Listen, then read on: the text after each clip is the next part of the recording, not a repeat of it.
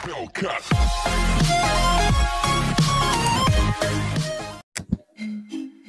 up, kitties? Welcome back to my YouTube channel again. Kakabalik lang po natin. And mamaya na ako magkikwento kung bakit tayo natagalan. And hindi mo tayo ngayon mag-makeup vlog. So, I am going to share first with you. Mas matagal akong nawala. Mag-share ako sa inyo ng aking skincare. So, yung skincare na yun, hindi naman siyang katulad ng mga ibang skincare na na-expect nyo na kompleto. So, mga ano lang siya. Mga skincare siya na for prevention. Prevention sa pimples, prevention sa breakout, ganon. So, sana makatulong yun sa inyo and makabawi din ako sa inyo. Kasi ang tagal. Siguro nawala lang tayo ng motivations na to ganyan. And nabisi din. So, yun na. Let's go. So, let's start unboxing this jar. Unbox. So, buksan na natin. Tada! Magulo. Kasing gulo ng jar. Ayan. So, first thing. So, marami siya. Ayan, makikita nyo. Bili na kayo. Okay. So, by the way, ayan. I am also using Eskinol. So, ito for, ano siya, pimple fighting. Ayan. So, ginagamit ko siya kapag gabi before ako matulog. Kasi may time, maraming time, na hindi na talaga naghihilamos kung pagod yung mata ko. And instead na maghilamos ako ng mukha, I use Eskinol. For the sake of my eyes din. So, ayoko pa namang lumabo kagad yung mata ko. Ganun. Ano pa? Okay. So, ito, nilagay ko siya dito sa container na to kasi yung original na, saan ba yun? Original kasi nalagay. Ang nakalagay dito, makeup brush cleaner. So, hindi po ito makeup brush cleaner. Yung ano to, you know that, pabibili sa Watsons. Wait lang, hanapin ko siya. Okay, so nahanap ko yung original niya na lagayan. So, yung lagayan kasi niya, hindi ko pa siya natatapon, pero meron akong collection of bags na nilalagyan ko ng mga, for example, mga naubos na product or mga makeup product na ginamit ko sa mga clients. Hindi ko sila tinatapon. Instead, kinokollect ko sila. Nanghihinayang si girl. So, pakita ko sa inyo. So, ito yung paper box ng mga boxes ng ng mga lagayan ng makeup or packaging ng mga makeup na binibili ko for my clients. So, take a look.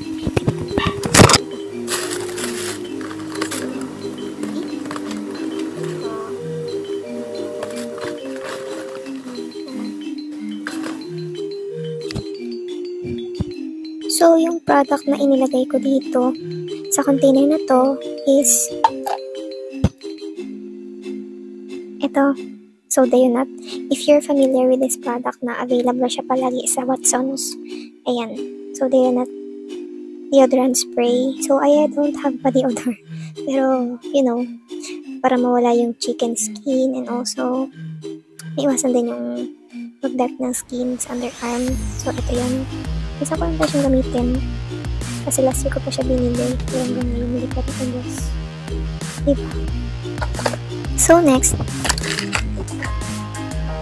is Cetaphil. Ano to? Parang sunscreen. Saan may siyang SPF 50+. UVB and UVA. So, eto. Ginagamit ko lang siya pag magbe-beach. ASMR. So, next. Okay, hairbrush. Hindi siya for skincare. Hand cream. Shea Butter hand cream. So, moisturizer to para sa kamay. Apo. Para hindi din dry yung skin sa hands. Another lip therapy. Ang Vaseline. Dito bench cologne.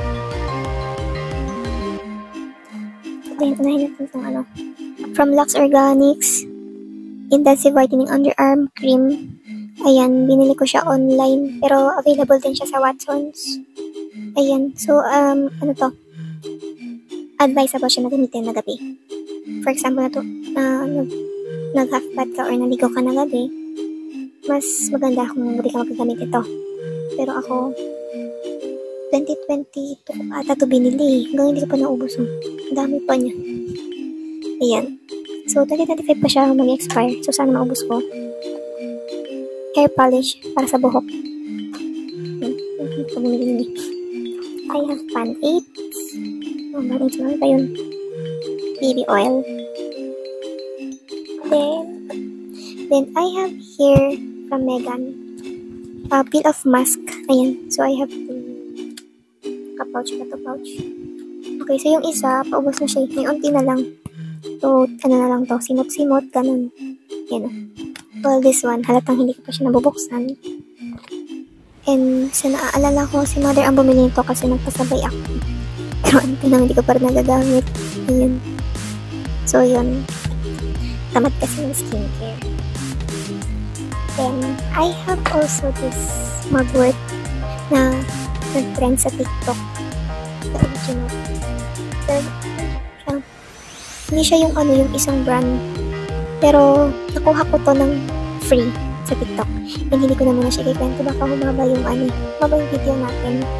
So, siguro na nagamit ko ito mga once or twice. Ayan.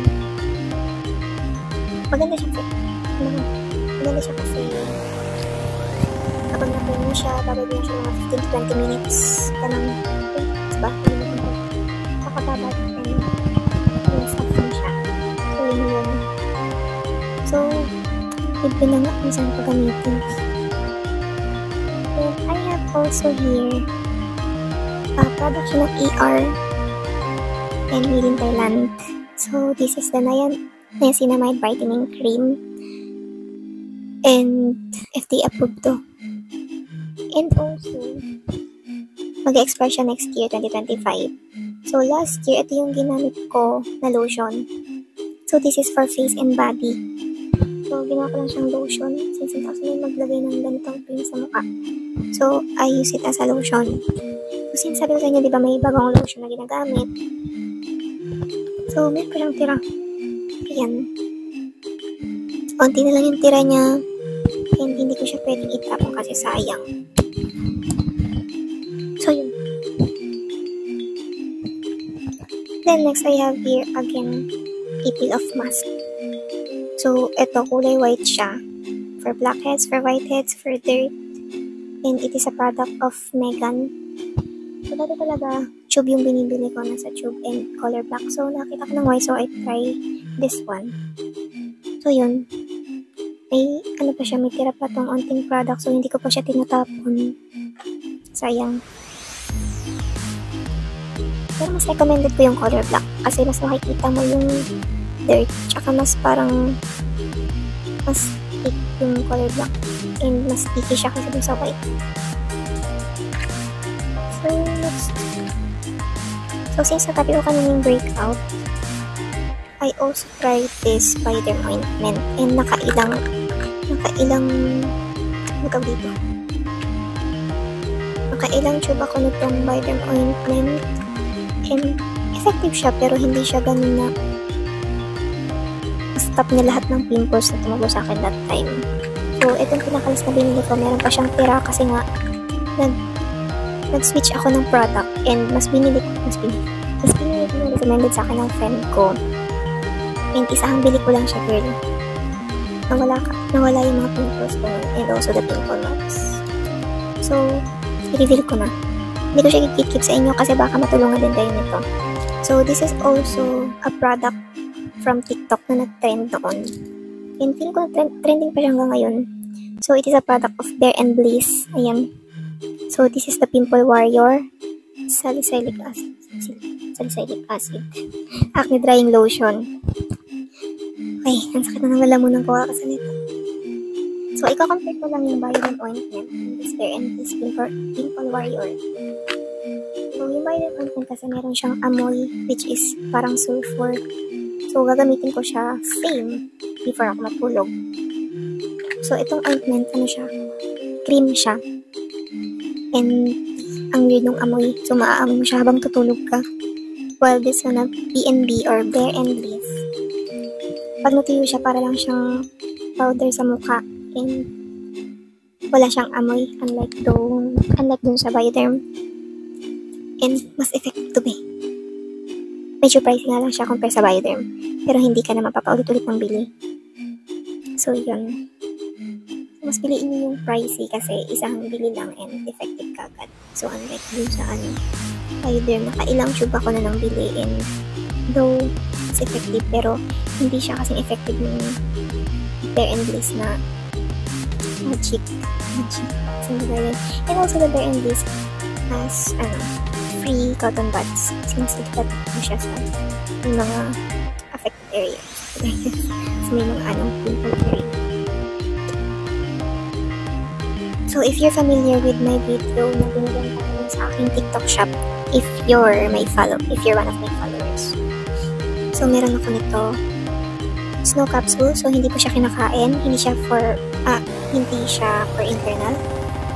And hindi siya pwede sa face. So, hinahalo po siya sa lotion. Pang body lang siya.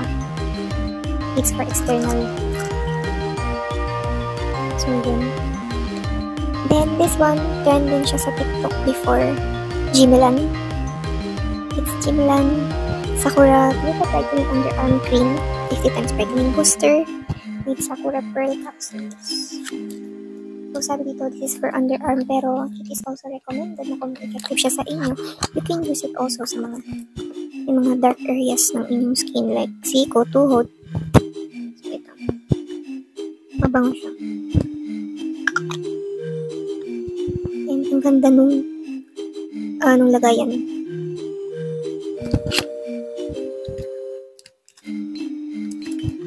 Kung effective, hindi ko alam. Kasi hindi ako consistent maglagay. So, kayo lang balak ang tatry nyo din. And lastly, I also have this cutie cotton buds from Sanrio. It's Hello Kitty and color pink po yung cotton buds ko. Ayan. Ang cute. So, nabili ko to sa Shopee before. Siguro mga 2 years ago na, pero meron pa rin siyang laman. Naubos lang to kakagamit ko ng Bare and Bliss. Kasi mas gusto ko yung cotton buds nito kaysa dun sa freebie. So, yun lang. So, next time siguro ako mag-makeup. So, since wala pa akong inspo and wala pang nagre-request and walang trend na yung month, wala pang lumalabas sa trend. So, hintay na kayong update sa IG ko or sa page. Kasi minsan sa IG, mas marami doon nagre-request yung mga foreign. Yung mga foreign. Yung lahi doon na nagre-request ng mga makeup look. So, okay siya kasi game na game din sila. Kasi yun lang, tamad ako tamad ako mag-makeup. Kaya napagalan ako mag-update. So, yun. Ikwento ko sa inyo kung bakit natagalan ako mag-update. So, maraming ganap. Busy. So, bakit ba ako natagalan mag-vlog ulit? Mag-makeup vlog? So, wala tayong makeup vlog ngayon. So, at least I share with you my skincare. So, mga lang naman yun. Hindi naman yun as in mga bigating skincare na, marami din kasi tatanong sa akin na, nagre-rejuve ka? Sige, hindi ako nagre-rejuve. Kasi, tingin nila minsan sa akin yung parang, alam mo yung glass skin. Hindi nila alam, oily skin ako. So, for example, malinis yung mukha ko that time kasi syempre, kinams ako. Nag-powder ako. Nagla ako ng facial cream. So, ang dating nun, maya-maya, pag medyo haggard na yung face ko, naglabasan na yung oil, nagmumukha siyang glass skin. So, sinasabi nila, nag-rejuve ka? Or, secret mo? Wala. Ganun lang, facial wash lang ganun. So, yun, na-share ko siya sa inyo. Wala yung halong NA. So, yun. So, hindi ako nakapag-vlog nitong mga years din yung nagdaan, kailan yung huli kong, yung vlog. So, yun na nga. Bukod sa, problema ko kasi, yung background. So, as you can see, or kung mahahalata ninyo sa mga videos ko, na minsan pa iba yung background ko, simula ako na mag-makeup vlog. So, iba-iba din yung yung background. So,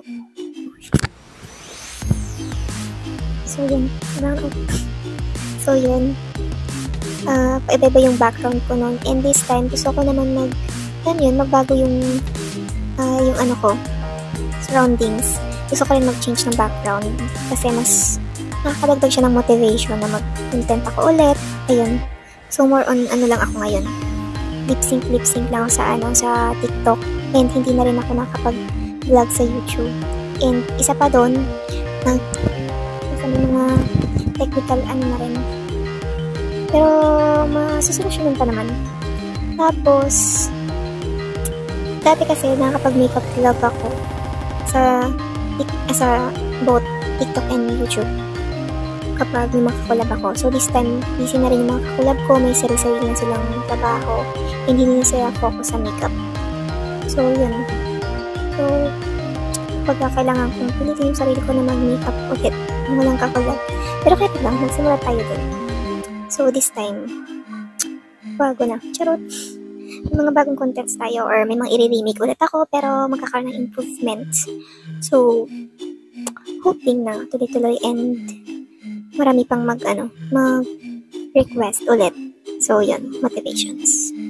So, that's it. So, next time, try ko hindi na siya related sa makeup vlog. Pero, you know, yung gusto nyo rin. So, I have this news. Palag sa niltek ko. Okay. Commercial. So, yun lang. So, thank you for watching. And inaabangan ko yung mga dati kong viewers. Bye, kitties! Love you.